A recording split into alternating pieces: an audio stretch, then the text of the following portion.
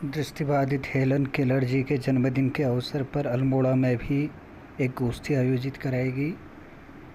आप देख रहे होंगे चित्रों में हेलन केलर जी के जन्मदिन दिवस 141वें जन्म दिवस पर पुष्पार्पण किया गया और उनके चित्र पर फूलमाला पहनाई गई।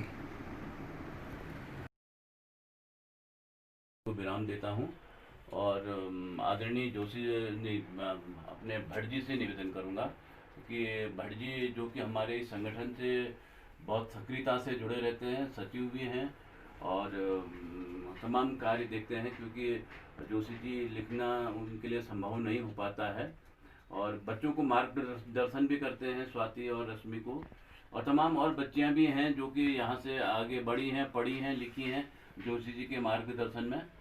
और तो मैं जैसे कि हमारी बालिका है वो जो एक एनम बन चुकी है ना, और भी काफ़ी बालिकाएं हैं, बल्कि हमने तो यहाँ से डॉक्टर योगी जी, मैं आपको ये भी बताना चाहता हूँ कि यहाँ से हमने कम से कम 5-7 बालिकाएं और बालकों को भेजा हुआ है हल्द्वानी पढ़ने के लिए, और उसमें से बहुत सारे बच्चे हमारे ऐसे हैं कि जो बॉम्बे में चले गए हैं और बॉम्बे में उच्च शिक्षा प्राप्त कर रहे हैं, और कुछ लोग आईएएस की तैयारी कर रहे हैं। और मुझे इस बात का भी गर्व है कि कुछ बच्चे हमने देखे कि मालगांव और ये कसार देवी और खतियाड़ी के बच्चे भेजे हैं हमने, और वो बच्चे जब आते हैं मुझसे मिलने आते हैं तो मिठाई लेके आते हैं, तो मुझे ताज्जुब लगता है उनके मन में क्या चलता है हमारे लिए। तो ऐसे बच्चे कभी आप लोगों को मिलें, और तो हमें चाहिए कि ऐसे बच्चों को हम आगे को बढ़ने के लिए कहें। ऐसा ही एक लड़की, मैं और डॉक्टर योगी एक दिन लोदिया का हम लोगों ने भ्रमण किया मास्क और सैनिटाइजेशन के रूप में बांटने के लिए, तो वहाँ पर भी एक भावना नाम की लड़की जो कि फॉरेस्ट चेक पोस्ट पर हमें मिली, उनके परिवार की हमने दशा और दिशा देखी, तो मैं अधिक उस पर प्रकाश न डालूंगा, उस पर डॉक्टर योगी ही पाइए। और आपको ये निसंदेह प्राचार्य हैं यहाँ पर कॉलेज में, लेकिन ये जितने सिंपल हैं, जितने साधारण हैं, और मैंने जो कार्य रूप पर देखा जैसे शांत रहने वाला व्यक्ति समुद्र की तरह रहता है, तो इनमें ये कर्म योगी हैं। तो मैं डॉक्टर योगी से अनुरोध करूंगा, क्योंकि हमारे अब आज बहुत अधिक लोग नहीं आए, मिस्टर जीसी जोशी जी नहीं आए, तमाम लोग नहीं आए। यूथ फैकल्टी में है जी, अपना ये सब खुद बताएंगे अपने विषय में। हमारे काफी साथी नहीं आए, हमारे अध्यक्ष महोदय नहीं आए, तमाम लोग नहीं आए, क्योंकि पता नहीं क्यों डर बैठ गया। लेकिन योगी और मेरे में ये डर नाम की चीज पता नहीं क्यों नहीं रही, ये भी हमारी समझ में आती है। हम कहाँ कहाँ नहीं गए, किस किस के बीच में नहीं गए, कहीं न कहीं हमने गालियां भी ली, लेकिन वो गालियों के बल पर हमें शक्ति मिली। और मैंने तो बल्कि कैंट क्षेत्र में पुलिस लगा दी है इस बीच, और क्योंकि दवा वहां पर लोग नशेड़ी भी आते हैं, बिना मास्क के पहने आते हैं, और मैंने और योगी जी ने हजारों मास्क और तमाम सैनिटाइजर बांटे। और लेकिन योगी निसंदेह युवा है और मैं 70 के करीब पहुंच रहा हूं, लेकिन मुझे मौत का भय नहीं है। डॉक्टर योगी साहब, बहुत बहुत धन्यवाद आदरणीय Joshi sir, doctor Durgapal sir और भट्ट सर, और साथ में डसीला और संगीता है ना, संगीता स्वाति बच्ची। मैं डॉक्टर साहब के प्रयासों से यहाँ पहुँचा और मुझे बहुत अच्छा लगा कि मुझे भी इस संस्था से पहले जुड़ जाना था। हालांकि मैं अप्रत्यक्ष रूप से जुड़ा हूँ, कहीं ना कहीं समाज के कार्यों में सहभागिता करता आया हूँ, और 10-11-12 साल से मैं अल्मोड़ा में रह रहा हूँ।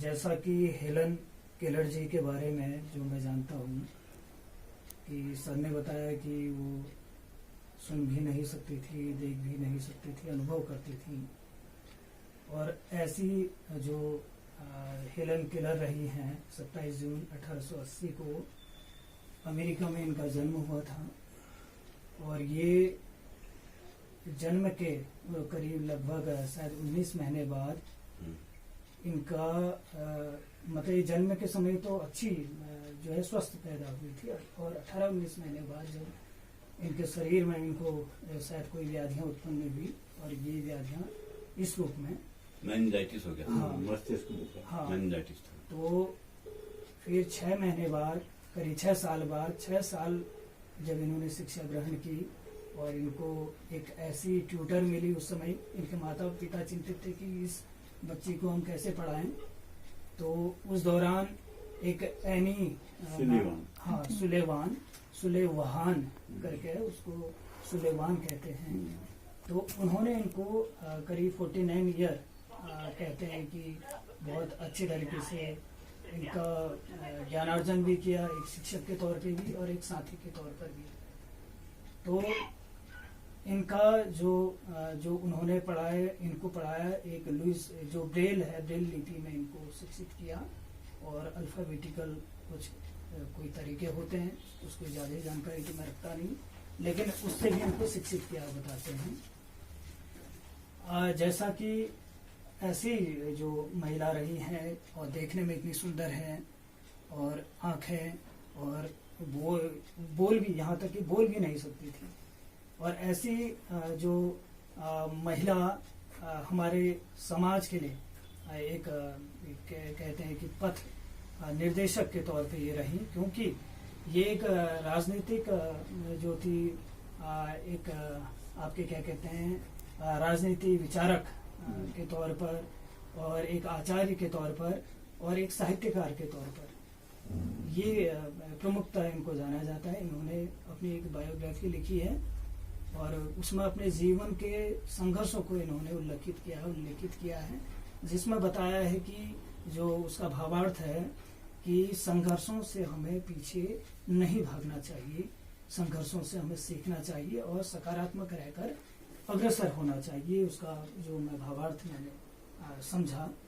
तो ऐसी जो महिला हैं, जो इतने चाहे वो देखने से लेकर हो, सुनने से लेकर हो, तो जब वो नहीं कर सकती थी, उसके बावजूद भी वो एक राजनीतिक विचारक के तौर पर, एक शिक्षाविद के तौर पर, और एक साहित्यकार के तौर पर उभर कर आई।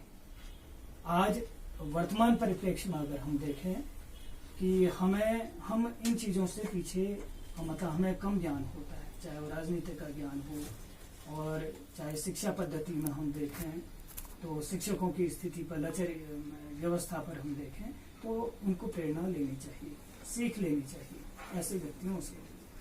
और जैसा कि डॉक्टर साहब दुर्गापाल सर जो नेत्र चिकित्सक हैं और एक कर्मनिष्ठ है, जिनको मैं देखता हूँ कि एक कर्मनिष्ठ व्यक्ति के तौर पर मैंने इनको देखा, और जैसा ये कहते हैं मैं वैसा इनके पीछे पीछे चल जाता हूँ। बस मेरा ये है कि ये मेरे को आदेश देते हैं और मैं इनके पीछे इनका सारथी बनकर निकल पड़ता हूँ, क्योंकि ये समाज के हितों के लिए लड़ते हैं, ये समाज के संरक्षक के तौर पर भी काम करते हैं, समाज को जागरूक करने के लिए एक मनीषी के तौर पर काम करते हैं। क्योंकि मैं पत्रकारिता एवं जनसंचार विभाग अल्मोड़ा का एक शिक्षक हूँ, अल्मोड़ा डिग्री कॉलेज में, तो मेरा भी एक अनुभव रहा है कि हमें कम्युनिकेशन करना चाहिए। कम्युनिकेशन मतलब संचार करना चाहिए, और संचार तभी सफल होता है जब संचार में संदेश होता है। और संदेश कहाँ से मिलता है? संदेश हमें हेलन केलर जैसी जो महिला हैं इनके जीवन से मिलता है, और जैसे डी.के. जोशी सर हैं, ऐसे लोगों से हमें मिलता है, स्वाति जैसे हैं, ऐसे बच्चों से मिलता है जो इतने सौम्यता के साथ, सरलता के साथ और कर्मनिष्ठता के साथ काम करते हैं, हमें सीख मिलती है। और मैं यही कहूँगा जो मेरे आगे, मैं जैसे उभर कर बाहर से अंदर आया तो मैंने अनुभव किया कि एक ऐसा संघ है जो यहाँ काम कर रहा है। क्या हमारे जिलाधिकारी लोग प्रयास नहीं कर सकते इस तरफ कि जो जितने भी जिले में या पूरे उत्तराखंड में जो दृष्टिहीन जो हैं उनकी शिक्षा को निःशुल्क करने के लिए उनको, हालांकि सर ने मेरे को सूचना दी कि पूर्व में जब हम लोधिया के पास गए थे, वहाँ हमने एक बालिका को देखा। वो बालिका जन्म से तो ठीक थी बताते हैं, लेकिन उसके बाद वो कम देखने लगी, तो उसने पढ़ाई नहीं की थी। बड़ा चिंता का विषय है कि अल्मोड़ा जैसे जागरूक शहर में एक बेटी इस तरीके की दिखती है और हम उसके आसपास के लोग उसको सहयोग नहीं करते हैं। डॉक्टर साहब ने बीड़ा उठाया, उन्होंने उस दिन उससे कहा कि आप, मैं इस बेटी को हल्द्वानी भेजना चाहता हूँ और अपने जो भी सहयोग होगा हम करेंगे और आप हमारे क्लिनिक आए। तो ये स्वतः ही प्रेरणा जो आप लोग के बीच से निकल के आई है, ये समाज के लिए पथ प्रदर्शक का काम करती है। और हम लोग तो, हमारा अनुभव बहुत कम है, हम करीब 30-32 साल के हम जरूर हैं, लेकिन हमारा अनुभव इस क्षेत्र में बहुत कम है, न्यून है, क्योंकि आप लोगों ने दुनिया देखी है, समझा है और किस तरीके से समाज में कार्य किया जाता है। तो हमें प्रेरणा मिलती है ऐसे काम करके। हेलन केलर जैसी जो महिला रही हैं, इनके बहाने हमें ऐसे विषय पर गंभीरता से चर्चा भी करनी चाहिए और विमर्श भी करना चाहिए। शासन और प्रशासन के सामने ऐसी स्थितियों के बारे में, इन लोगों के बारे में निसंदेह बहुत अच्छे मेमोरेंडम के साथ, विषय और वस्तु के साथ प्रस्तुत करना चाहिए। और मुझे लगता है कि एक बार डॉक्टर दुर्गापाल सर ने बीड़ा उठाया तो 1000 लोग पहुंच जाएंगे, इतना मेरा बोलो। जो मैंने इनको देखा है, इतने साल से समझा है, तो ऐसी चीजें हो सकती हैं। ज्यादा कुछ नहीं कहूंगा और मैं थोड़ा सा यही कहूंगा कि जहाँ पर भी और जो जैसे भी मेरा उपयोग अगर इस कार्य के लिए होता है, सहयोग के लिए होता है, तो मैं आपके साथ, आपके पीछे निरंतर। भूल भी गए हैं। वैसे डॉक्टर योगी ने इस पर मुझे लगा कि काफ़ी अध्ययन किया है और अध्ययनशील हैं, व्यस्त रहते हैं, मस्त रहते हैं और व्यस्त रहते हैं। तो लेकिन जोशी जी आपसे कुछ सुनना चाहते हैं, सब बच्चे। धन्यवाद डॉक्टर। और मैं डॉक्टर योगी जी का स्वागत करता हूँ इस उपलक्ष्य में। और बकाया आप लोग तो हमारे रोज़ के ही साथी हैं, रोज़ के ही पायनियर। ये आयोजन हम विगत 10 सालों से करते आ रहे हैं। पहला आयोजन भी इसी कमरे में हुआ था और उसके बाद फिर हमने इन आयोजनों को बृहद रूप में ऊपर संग्रहालय के हॉल में किया और बड़े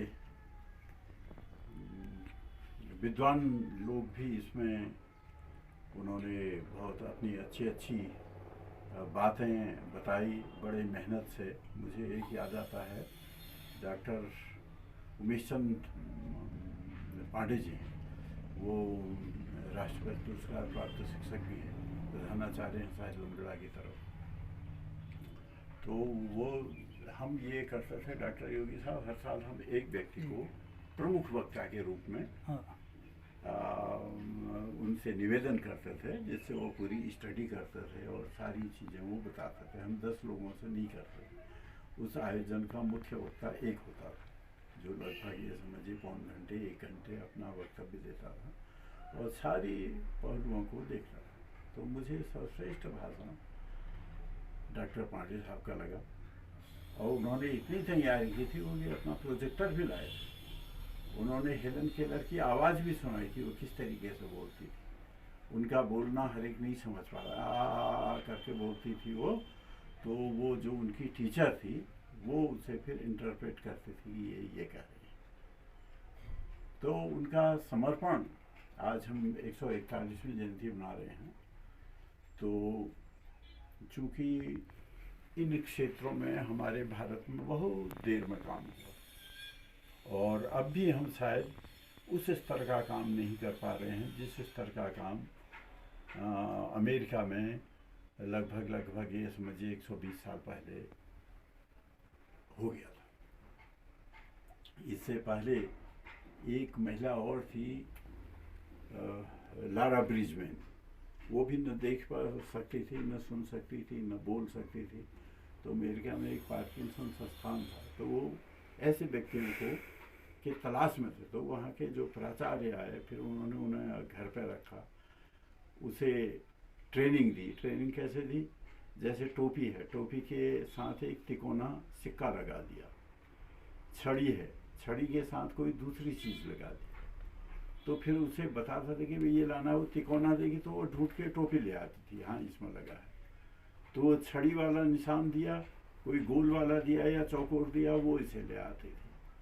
तो उसने सर्वप्रथम शिक्षा प्राप्त पार्किंसन संस्थान में की, और उसने जो अपने पीरियड में गुड़िया, वो प्रारंभ में अपने पिताजी के जूते से खेल करती थी, क्योंकि वो न सुन सकती थी न बोल सकती थी, तो घर पे बैठी रहती थी, तो उसके हाथ जूता पड़ता था, तो जूता ही उसका मित्र बन गया। जूते को वो टटोलती थी, देखती थी, समझती थी, शायद जितना एक सामान्य आदमी जूते के बारे में न जान सके। तो उसका एक वो सहचर था, वो एक निर्जीव वस्तु न हो गई, वो सहचर। तो इसी तरीके से वहाँ के समाज में ने हेलन केलर को बहुत सहयोग दिया आगे बढ़ने में। टेलीफोन के आविष्कारक थे, मेरा नाम, एक प्रसिद्ध नाम है उनका, मेरे इस समय स्मृति से जरा हटा। तो उन्होंने उनके माँ बाप को ये दिया था कि इसे फला जगह आप शिक्षित करें करके। तो उन्होंने पढ़ा था उससे पहले जो, और जो उनकी टीचर सुलिवान थी, वो भी प्रारंभ में बीच में ब्लाइंड हो गई थी, बाद में इलाज के बाद ठीक हो गई।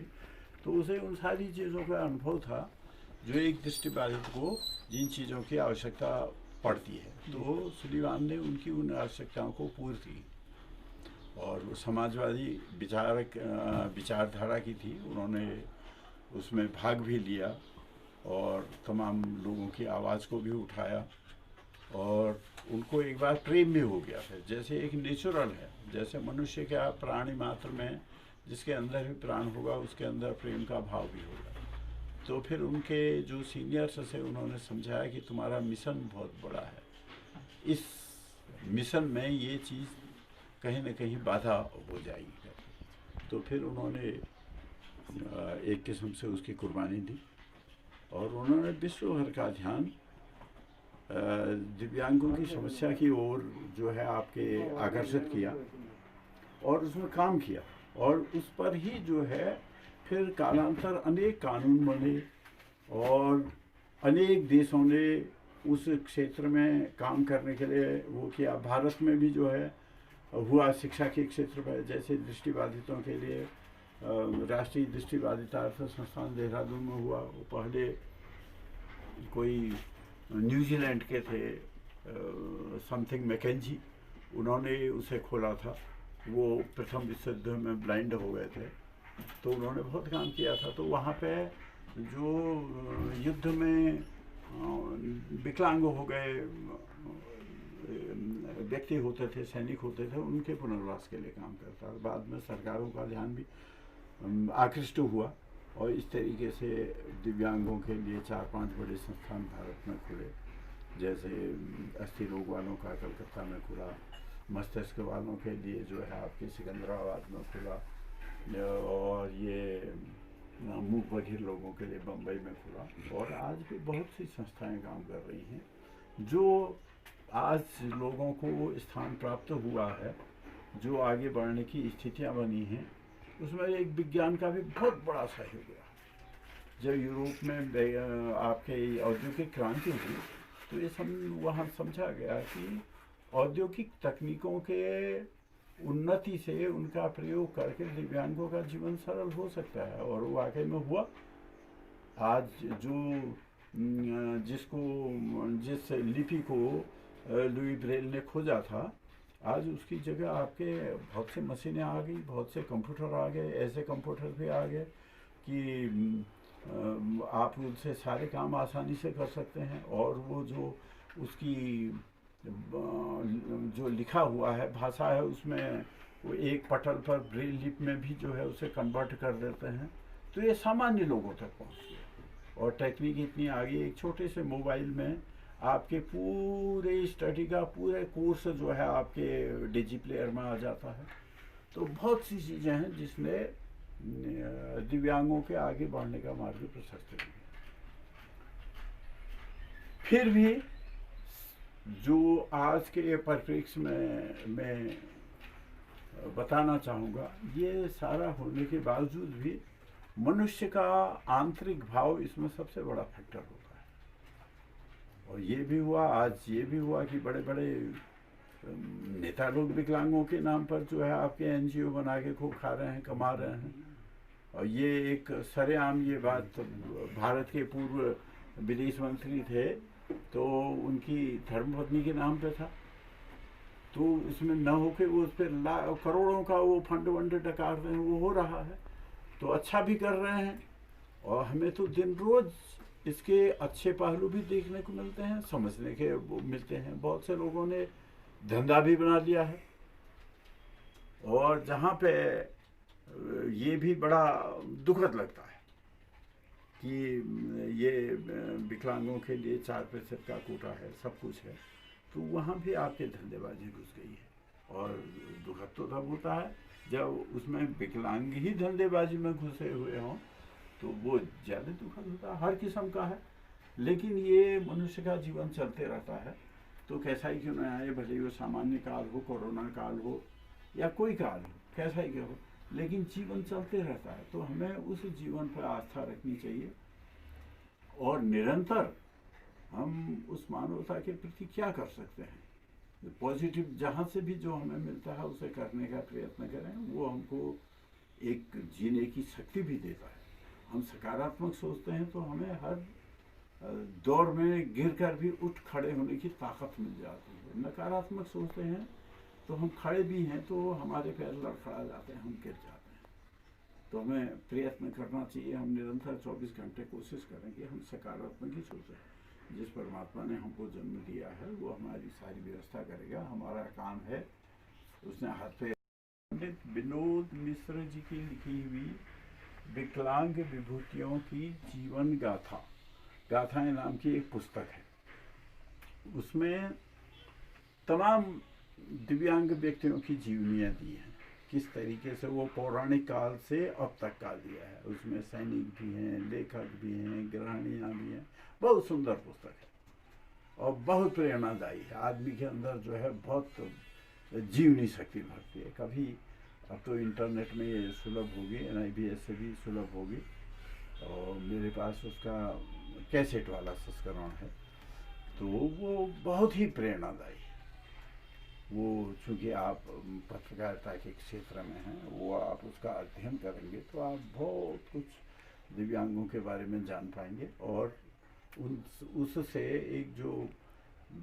एक आदमी के अंदर आंतरिक संघर्ष की क्षमता है, किस तरीके से विपरीत परिस्थितियों में आदमियों ने संघर्ष किया, वो हमको बार बार स्मरण करने से हमारे अंदर भी वो भाव जागृत होता है।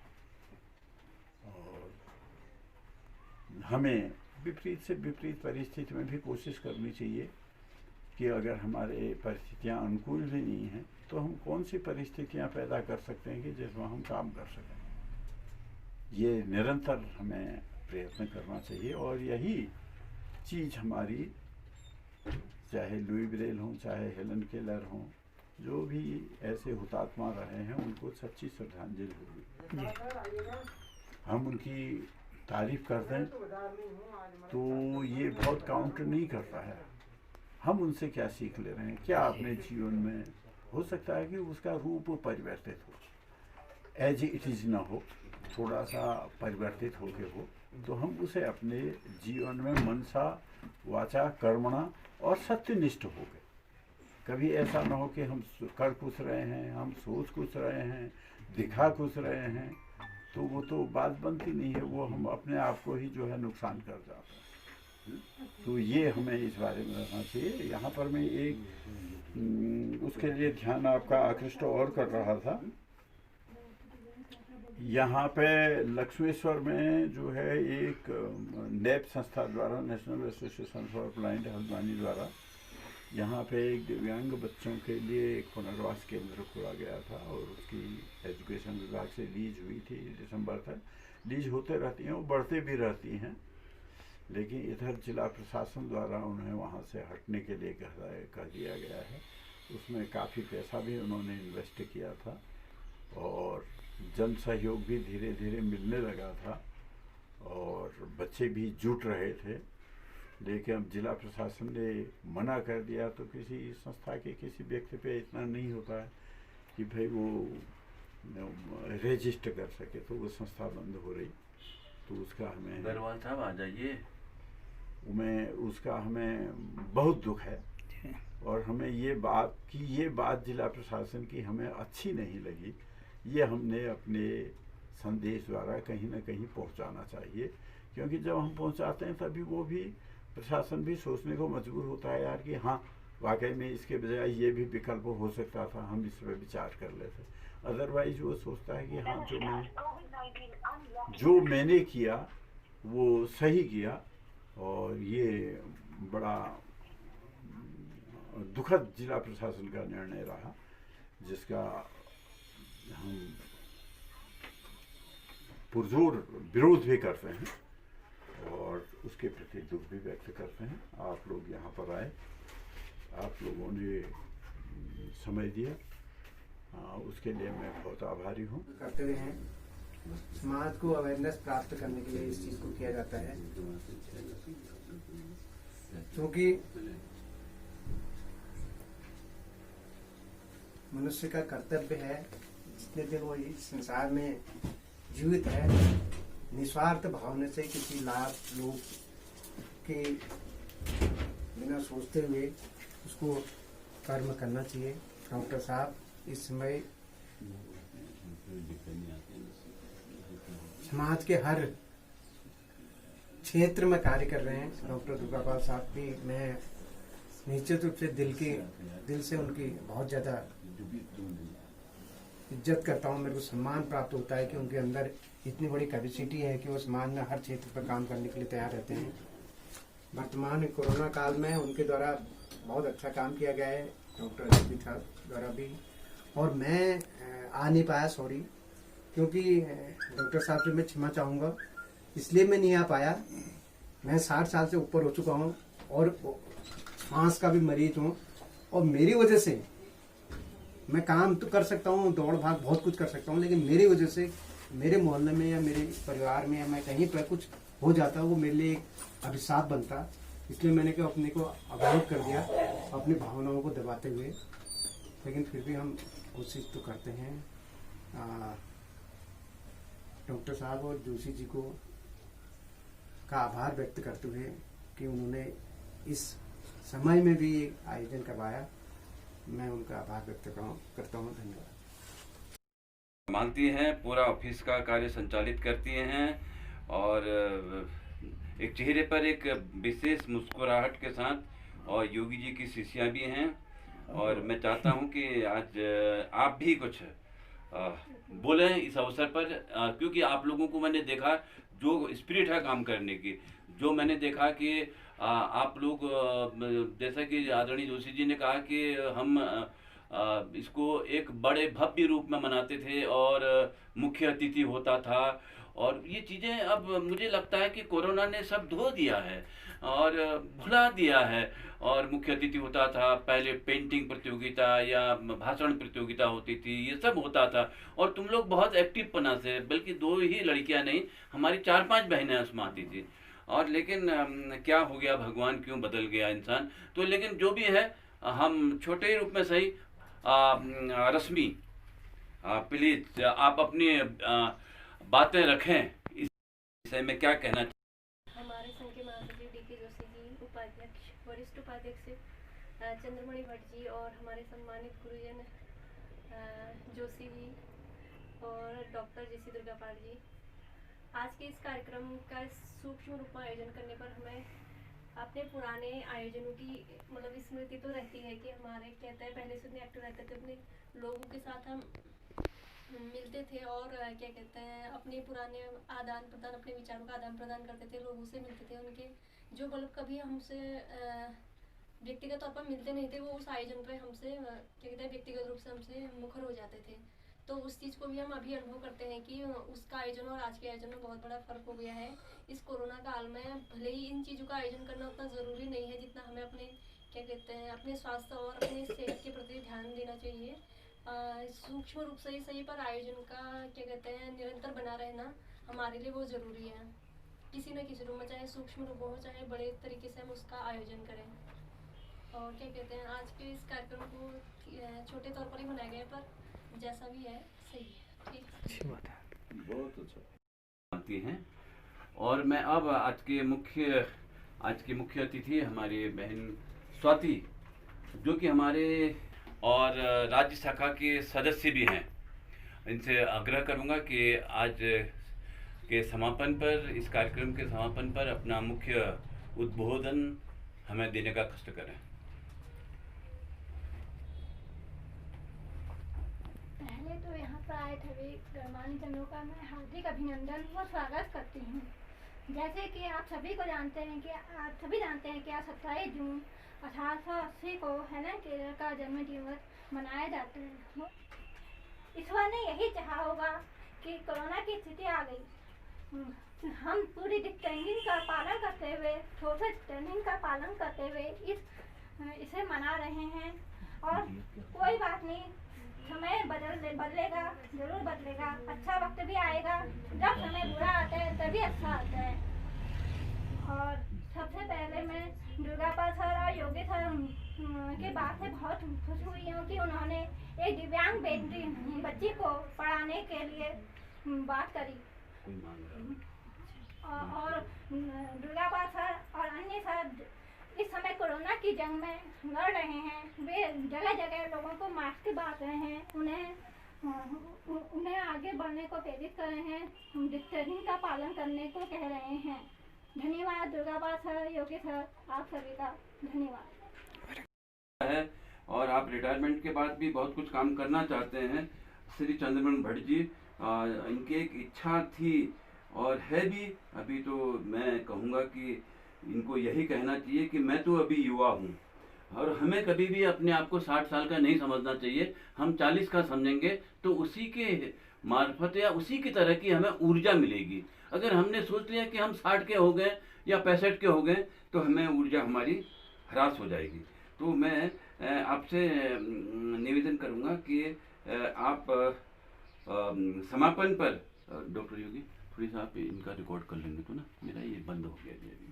तो समापन पर आप भाषण दें अपना और इसको समाप्ति की घोषणा भी करेंगे। उसके बाद हमारा जलपान होगा। उनकी जयंती मनाने का बहुत बड़ा कदम होगा। मैं आपको इतना बता देना चाहता हूँ कि राष्ट्रीय दृष्टिहीन संगठन जो 2002 में नहीं जोशी जी 2002 में अल्मोड़ा में स्थापित हुआ था। डॉक्टर त्यागी जी, मैं आपको बताऊं, SSG कैंपस में प्रथम हमने यहाँ पे मीटिंग करी थी, जिसमें हमारे बहुत से विकलांग भाई वहाँ पर उपस्थित हुए थे। और तब से आज तक 20 साल 18 साल हमें लगभग हो गए हैं। हम साल भर में 4 कार्यक्रम यहाँ पर करते थे। सब पहले हम 4 तारीख को ब्रेल दिवस यहाँ पर बहुत धूमधाम से मनाते थे, जिसमें हमारे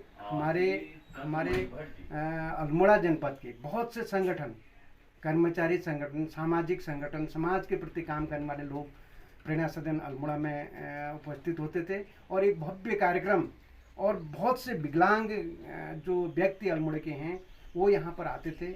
हमारे द्वारा उस कार्यक्रम में, अन्य कार्यक्रमों में देश मतलब राज्य के मंत्री और समाज कल्याण मंत्रियों सहित एक बार उन लोगों को जो सामाजिक रूप में काम करते थे उनको बुलाते थे।